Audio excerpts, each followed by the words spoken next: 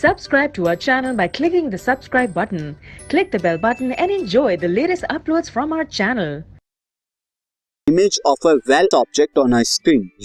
Student focus well illuminated यानी light को emit कर रहा है ऐसी object by using convex lens कर रहा है.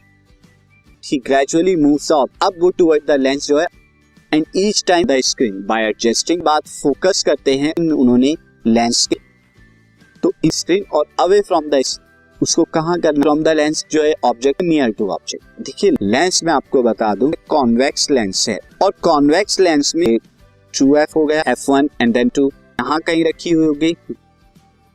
अब आप क्या करेंगे जैसे आई होंगे आपकी ऑब्जेक्ट नहीं होगी. आपको क्या करना ही should move object away from to get the from the.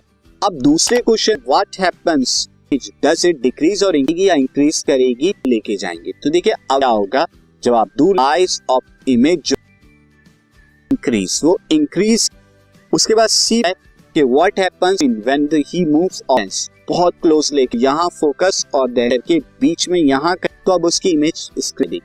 देखिए जब आप आते हैं फोकस और ऑप्टिकल लेंस के केस में वो क्या मिलेगी आप डायरेक्ट मिलेगी और वर्चुअल मिलेगी यहाँ लेफ्ट साइड और स्क्रीन है तो आपको स्क्रीन पर तो कभी you will not will at any on screen तो स्क्रीन ही मिलेगी.